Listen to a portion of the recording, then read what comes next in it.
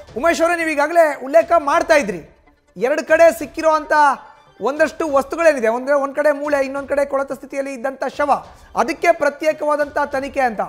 ಈಗ ಅದರ ಬಗ್ಗೆ ತನಿಖೆ ಯಾವ ರೀತಿ ಆಗುತ್ತೆ?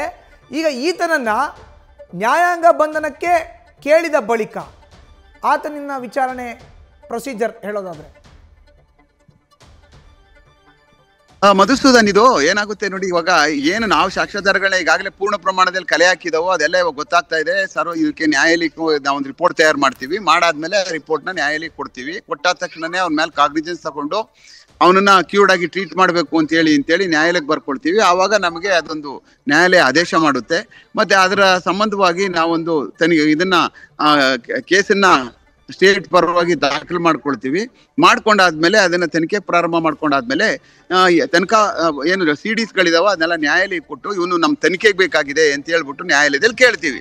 ಯಾತಕ್ಕೆ ತನಿಖೆಗೆ ಬೇಕಾಗಿದೆ ಅಂತ ಹೇಳ್ಬಿಟ್ಟು ನಮ್ಮ ಯಾರು ಪ್ರಾಸಿಕ್ಯೂಟರ್ ಇದಾರಲ್ಲ ಅವ್ರು ವಾದ ಮಾಡ್ತಾರೆ ಕೋರ್ಟ್ ಒಳಗಡೆ. ಈ ಕಾರಣಕ್ಕೋಸ್ಕರ ಇವನು ನಮ್ಗೆ ಹೆಚ್ಚಿನ ತನಿಖೆಗೆ ಬೇಕಾಗಿದೆ ಅಂತ ಹೇಳಿ ಅವರು ವಾದ ಮಾಡಿ ನಮ್ಗೆ ಪೊಲೀಸ್ ಕಸ್ಟಡಿಗೆ ಕೊಡಿಸ್ತಾರೆ. ಪೊಲೀಸ್ ಕಸ್ಟಡಿಗೆ ಬಂದಾದ್ಮೇಲೆ ನಮ್ದು ಸರಿಯಾದಂತ ಕ್ರಮಬದ್ಧವಾದಂತ ತನಿಖೆ ಪ್ರಾರಂಭ ಆಗ್ತದೆ. ಅವಾಗ ಅಕ್ಯೂಡ್ಗಳು ಯಾರ್ಯಾರು ಇವನ್ ಜೊತೆ ಕಾನ್ಸ್ಪಿರೇಟರ್ ಮಾಡಿದ್ದಾರೆ, ಯಾರ್ಯಾರು ಸಂಚು ನಡೆಸಿದ್ದಾರೆ, ಯಾರ್ಯಾರು ಇವರು ಎಲ್ಲ ಬೇರೆ ಬೇರೆ ಎಲ್ಲ ಸೇರ್ಕೊಂಡು ಮತ್ತೆ ಎಷ್ಟು ಹಣಗಳನ್ನ ಸಹ ಇವನಿಗೆ ದುಡ್ಡುಗಳು ಕೊಟ್ಟಿದ್ದಾರೆ, ಯಾವ ಬ್ಯಾಂಕಿಂದ ಕೊಟ್ಟಿದಾರ ಇಲ್ಲ ಬೇರೆ ಯಾರ ಕಡೆಯಿಂದ ಕೊಡಿಸಿದಾರ ಅಂತ ಅನ್ನುವಂಥದ್ದು ಮಾಹಿತಿಗಳನ್ನೆಲ್ಲ ತಗೊಳ್ತೀವಿ. ಮತ್ತೆ ಅವ್ನಿಗೆ ತಲೆಬುರುಡೆ ಕೊಟ್ಟವ್ರು ಯಾರು, ಎಲ್ಲಿ ಕೊಟ್ರು, ಯಾರು ಕೊಟ್ರು, ಏನೇನು ಹೇಳ್ಕೊಟ್ರು ಅಂತ ಅನ್ನುವಂಥದ್ದೆಲ್ಲ ನಾವು ವಾಲಂಟರಿ ಸ್ಟೇಟ್ಮೆಂಟ್ ಮಾಡ್ಕೊಳ್ತೀವಿ. ಮಾಡ್ಕೊಂಡಾದ್ಮೇಲೆ ವಾಲಂಟರಿ ಸ್ಟೇಟ್ಮೆಂಟ್ಗೆ ಅಂತದ್ದೇನು ಬೆಲೆ ಏನಿರಲ್ಲ. ಆದ್ರೂ ಅವ್ನು ಹೇಳೋದಕ್ಕೆ ಅವನು ಹೇಳಕ್ ಪೂರ್ವಕವಾದಂತಹ ದಾಖಲಾತಿಗಳನ್ನ ಸಂಗ್ರಹಿಸ್ಬೇಕಾಗ್ತದೆ ನಾವು. ಮತ್ತೆ ಅದಕ್ಕೆ ಪೂರ್ವಕವಾದಂತಹ ಟೆಕ್ನಿಕಲ್ ಎವಿಡೆನ್ಸಸ್ಗಳು ಏನಿದಾವಲ್ಲ ಆ ಎವಿಡೆನ್ಸಸ್ಗಳನ್ನ ನಾವು ಕಲೆಕ್ಟ್ ಮಾಡ್ಬೇಕಾಗ್ತದೆ. ಮತ್ತೆ ಏನೇನು ಇದ್ರ ಹಿಂದೆ ನಿಂತ್ಕೊಂಡು ಇದನ್ನ ಪೂರ್ಣ ಪ್ರಮಾಣದಲ್ಲಿ ಆಕೆ ಅಪಪ್ರಚಾರ ಮಾಡೋದಕ್ಕೆ ನಿರಂತರವಾಗಿ ಪ್ರಯತ್ನ ಪಟ್ರಲ್ಲ ಅವ್ರ ಮೇಲೆ ಸಹ ತನಿಖಾಧಿಕಾರಿಗಳು ನನ್ನ ಲೆಕ್ಕದಲ್ಲಿ ಕ್ರಮವನ್ನ ಅತ್ಯಂತ ಎಚ್ಚರಿಕೆಯಿಂದ ಅವ್ರ ಮೇಲೆ ಕ್ರಮ ವಹಿಸ್ತಾರೆ. ನಿಷ್ಪಕ್ಷಪಾತವಾಗಿ ಆಗ್ಬೇಕಿದು. ಯಾಕೆಂತಂದ್ರೆ ಇದು ಈ ಧರ್ಮ ಆ ಧರ್ಮ ಅಂತಲ್ಲ, ಯಾವುದೇ ಧರ್ಮಗಳಿಗೆ ಈ ತರ ಮಾಡಿದಾಗ ಯಾವ ಕಾರಣಕ್ಕೂ ಯಾರನ್ನೂ ಸ್ಪೇರ್ ಮಾಡಬೇಕು ಹೋಗ್ಬಾರ್ದು. ಇದು ಅತ್ಯಂತ ಆಘಾತಕಾರಿಯಾದಂತ ಕೆಲಸಗಳಿವು. ಅದು ಹಿಂದೂ ಮಾಡ್ಬಿಟ್ರು, ಕ್ರಿಶ್ಚಿಯನ್, ಮುಸ್ಲಿಂ ಯಾವುದೇ ಧರ್ಮಕ್ಕೆ ಮಾಡ್ಲಿ ಅವ್ರನ್ನ ಬಲಿಯಾಗ್ತಕ್ಕಂಥ ಕೆಲಸ ಸರ್ಕಾರ ಜವಾಬ್ದಾರಿಯಾಗಿರ್ತದೆ, ಪೊಲೀಸವ್ರ ಜವಾಬ್ದಾರಿಯಾಗಿರ್ತದೆ.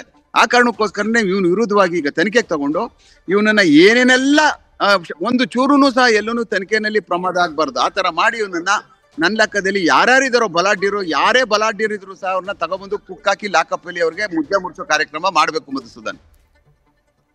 ಉಮೇಶ್ ಅವರ ಇಷ್ಟು ದಿನಗಳ ಆಗಿರುವಂತ ತನಿಖೆಯ ಮೇಲ್ನೋಟನ ನೋಡೋದಾದ್ರೆ ಈತ ಸಾಕಷ್ಟು ವಿಚಾರಗಳನ್ನ ಬಾಯ್ಬಿಟ್ಟಿರ್ತಾನೆ. ತಾವು ಕೂಡ ಹೇಳಿದ್ರಿ ಹೇಗಿರುತ್ತೆ ಪ್ರೊಸೀಜರ್ ಅಂತ. ಇದು ಒಂದು ಪಾರ್ಟ್. ಇದನ್ನು ಹೊರತುಪಡಿಸಿದ್ರೆ ಈಗ ಮೇಲ್ನೋಟಕ್ಕೆ ಕಾಣದೇನು, ಈತ ಕೇವಲ ಪಾತ್ರಧಾರಿ. ಕತೆ, ಚಿತ್ರಕಥೆ, ನಿರ್ದೇಶನ, ನಿರ್ಮಾಣ ಎಲ್ಲ ಬೇರೆಯವ್ರು ಮಾಡ್ತಾ ಇದ್ದಾರೆ, ಈತ ಕೇವಲ ನಟನೆ ಮಾಡ್ತಾ ಇದ್ದಾನೆ ಅಂತ ಅನ್ಸಲ್ವಾ? ಹೌದು ನೋಡಿ, ಅದೇನೆ ಇವಾಗ ಕತೆ, ಚಿತ್ರಕಥೆ, ನಿರ್ಮಾಣ, ಪ್ರೊಡ್ಯೂಸರ್ಸ್ ಇವಾಗ ಎಲ್ಲ ಬಂದ್ಬಿಡ್ತಾರೆ ಇದ್ರೊಳಗಡೆ. ಪೂರ್ಣ ನನ್ನ ಲೆಕ್ಕದಲ್ಲಿ ಈ ಯಾವುದೋ ಒಂದು ಈ ಚಲನಚಿತ್ರ ತಯಾರು ಮಾಡಿದ್ರಲ್ಲ ಅವ್ರೆಲ್ಲ ಒಳಗಡೆ ಬಂದ್ಬಿಡ್ತಾರೆ. ಇವಾಗ ಇದ್ರೊಳಗಡೆ ಬರ್ಲೇಬೇಕು. ಅವ್ರಿಗೆ ಯಾವ ಕಾರಣಕ್ಕೂ ಸ್ಪೇರ್ ಮಾಡುವಂತ ಪ್ರಶ್ನೆನೇ ಬರುವುದಿಲ್ಲ. ಅವ್ರನ್ನ ಸಂಪೂರ್ಣವಾಗಿ ತನಿಖೆಗೆ ಒಳಪಡಿಸ್ಬೇಕಾಗ್ತದೆ. ಅವ್ರ ಪಾತ್ರಗಳು ಎಷ್ಟು ಅಂತ ಅವ್ರಿಗೆ ಅವರ ವಿರುದ್ಧವಾಗಿ ನಾವು ಚಾರ್ಜ್ ಶೀಟ್ ನ ತಯಾರು ಮಾಡ್ಬೇಕಾಗ್ತದೆ. ಮತ್ತೆ ಅವ್ರ ವಿರುದ್ಧವಾಗಿ ಕ್ರಮಗಳನ್ನ ಜರುಗಿಸ್ಕೊಂಡು ಹೋಗ್ಬೇಕಾಗ್ತದೆ.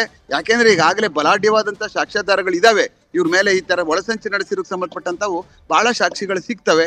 ಆ ಕಾರಣಕ್ಕೆ SIT ಬಹಳ ಕ್ರಮಬದ್ಧವಾಗಿ ನನ್ನ ಲೆಕ್ಕದಲ್ಲಿ ಬಹಳ ಅತ್ಯಂತ ಯಶಸ್ವಿಯಾಗಿ ಇವರು ತನಿಖೆಯನ್ನ ಮಾಡ್ತಕ್ಕಂಥದ್ದು ಆಗ್ತದೆ ಮಧುಸೂದನ್. ಉಮೇಶ್ ಅವರೇ, ನಿಮ್ಮ ಅನುಭವದಲ್ಲಿ ಈ ಒಂದು ಪ್ರಕರಣವನ್ನ ಈ ರೀತಿ ಕತೆ, ಚಿತ್ರಕಥೆ, ನಿರ್ದೇಶನ ಎಲ್ಲ ಮಾಡಿ ಒಂದು ಚಲನಚಿತ್ರ ಮಾಡಲಿಕ್ಕೆ ಏನ್ ಕಾರಣ ಇರ್ಬೋದು ಅಂತ ಅನ್ಸುತ್ತೆ ನಿಮ್ಮ ಅನುಭವದ ಪ್ರಕಾರ ಹೇಳೋದಾದ್ರೆ? ಏನಾಗ್ತಾ ಇದೆ ನನ್ನ ಲೆಕ್ಕದಲ್ಲಿ, ಈ ಒಂದು ಸ್ಥಳ ಬಹಳ ಅತ್ಯಂತ ನಮ್ಮ ದಕ್ಷಿಣ ಕಾಶಿ ಅಂತ ಕರೀತಾರೆ. ಮತ್ತೆ ಅದ್ರ ವಿರುದ್ಧವಾದಂತ ಷಡ್ಯಂತ್ರಗಳು ಈಗಾಗಲೇ ಬಹಳ ವರ್ಷಗಳಿಂದ ನಡ್ಕೊಂಡು ಬಂದಿದೆ. ತಿರುಪತಿ ವೆಂಕಟೇಶ್ವರಂಗೆ ಬಿಟ್ಟಿಲ್ಲ. ನಾವ್ ಅನ್ಕೋತಾ ಇದ್ವಿ ಧರ್ಮಸ್ಥಳಕ್ಕೆ ಯಾವಾಗ ಕಾಲಿಡ್ತಾರೋ ಈ ತರದವ್ರು ಅನ್ಕೊಳ್ತಾ ಇದ್ವಿ, ಅದು ಬಂದೇ ಬಿಡ್ತದು. ತಿರುಪತಿಗೂ ಸಹ ಇದೇ ತರದಂತ ಕೆಲವಷ್ಟು ಜನ ದುಷ್ಟಶಕ್ತಿಗಳು ಲಗ್ಗೆ ಹಾಕಿದ್ದೋ, ಅಲ್ಲೂ ಸಹ ಸೋತು ಸುಣ್ಣಾಗಿ ವಾಪಸ್ ಬಂದ್ಬಿಟ್ರು. ಈಗ ಅದಾದ್ಮೇಲೆ ಏನಾಯ್ತು, ಈ ಎಡಪಂಥೀಯರ ಗುಂಪು ಇರ್ತಿದೆ. ಅಂದ್ರೆ ಎಡಪಂಥೀಯರ್ ಅಂತ ಅಂದ್ರೆ ಏನು, ಎಲ್ಲಾ ಕೆಟ್ಟವ್ರು ಅಂತಲ್ಲ, ಅದ್ರೊಳಗಡೆ ಈ ತರದವರು ಒಂದು ಧರ್ಮ ವಿರೋಧಿಗಳು ಜಾಸ್ತಿ ಜನ ಯಾರು ಇರ್ತಾರಲ್ಲ ಅವ್ರನ್ನೆಲ್ಲ ಒಟ್ಟುಗೂಡಿದಾಗ ಈ ಥರದ ಕೆಲಸ ಆಗ್ತದೆ. ಅದರಿಂದ ಸೋತಿದ್ದಾರೆ ಅವರು ಡಿಫೆಂಡ್ ಮಾಡ್ಕೊಳ್ತಾರೆ. ಯಾವತ್ತೂ ಅಷ್ಟೇ ಯಾವ ಕಾರಣಕ್ಕೂ ಅವ್ರು ಡಿಫೆಂಡ್ ಮಾಡ್ಕೊಳ್ಳದೆ ಇರಲ್ಲ. ಅವರು ಎಲ್ಲ ಪ್ರತಿ ದಿವಸ ಪ್ರತಿ ನಿಮಿಷ ಅವರು ನಾವು ಮಾಡ್ತಾ ಇರೋದು ಸರಿ ಅಂತ ಹೇಳುವಂತ, ಯಾಕೆಂದ್ರೆ ಅವ್ರ ಬ್ರೈನ್ ಸಿಸ್ಟಮ್ಗಳೇ ಹೆಂಗಿರ್ತವೆ, ನಾವೇನು ಮಾಡೋಕ್ಕಾಗೋದಿಲ್ಲ. ಅವ್ರು ರಿಪೇರಿಲೆಸ್ ಬ್ರೈನ್ ಸಿಸ್ಟಮ್ ಅದು. ಆ ಕಾರಣಕ್ಕೋಸ್ಕರನೇ ಇಂಥ ಒಂದು ಪ್ರಕರಣಗಳಲ್ಲಿ ಬಹಳ ಅತ್ಯಂತ ಎತ್ತರವಾದಂಥ ತನಿಖೆ ನಡೀತಾ ಇರ್ತಕ್ಕಂಥ ಇಂಥ ಸಮಯದಲ್ಲಿ ಇವ್ರನ್ನ ಬಹಳ ಸೂಕ್ತವಾದಂಥ ಸಾಕ್ಷ್ಯಾಧಾರಗಳನ್ನ ಸಂಗ್ರಹಿಸಿ ನನ್ನ ಲೆಕ್ಕದಲ್ಲಿ ಇವ್ರು ಒಂದು ಸಾರಿ ಈಗ ನಾವು ಏನು ತನಿಖೆನ ಮಾಡಿ ಯಾವುದು ಬೇಲ್ಗಳಾಗದೇ ಇರೋ ಥರ ನೋಡಿಕೊಂಡು ಇವ್ರಿಗೆ ಶಿಕ್ಷೆಗಳು ಮಾಡಿಸ್ತಕ್ಕಂಥದ್ದು ಮಾಡಿದಾಗ ಇಂಥ ದೊಡ್ಡ ಒಳಸಂಚು ನಡೆಸ್ತಕ್ಕಂಥವ್ರಿಗೂ ಶಿಕ್ಷೆ ಆಗಿದೆ ಅಂತ ಅನ್ನುವಂಥದ್ದು ನನ್ನ ಲೆಕ್ಕದಲ್ಲಿ ಇತಿಹಾಸದಲ್ಲಿ ಉಳ್ಕೊಳ್ಳುತ್ತೆ ಅಂತ ಅನ್ನಿಸ್ತಿದೆ Madhusudan. Okay, S K Umesh ಅವರೇ ಹಾಗೆ ಸಂಪರ್ಕದಲ್ಲಿ ಇರಿ. ಸಾಕಷ್ಟು ಮಾಹಿತಿಯನ್ನು ಕೊಡ್ತಾ ಇದ್ದಾರೆ ಎಸ್ ಕೆ ಉಮೇಶ್ ಅವರು. ಪ್ರಕರಣದ ಇಂಚಿಂಚು ತನಿಖೆ ಯಾವ ರೀತಿ ಇರುತ್ತೆ, ಹೇಗೆ ಸಾಗುತ್ತೆ, ಯಾವ ರೀತಿ ಯಾವ್ಯಾವ ಆಯಾಮಗಳಲ್ಲಿ ನಾವು ಪ್ರಕರಣವನ್ನು ಮುಂದುವರಿಸ್ತೀವಿ ಅನ್ನೋದ್ರ ಬಗ್ಗೆ ಮಾಹಿತಿಯನ್ನು ನೀಡ್ತಾ ಇದ್ದಾರೆ. ನ್ಯೂಸ್ ಫಸ್ಟ್ ನಿರ್ಭೀತಿಯಿಂದ ನಿಮ್ಮ ಪರವಾಗಿ.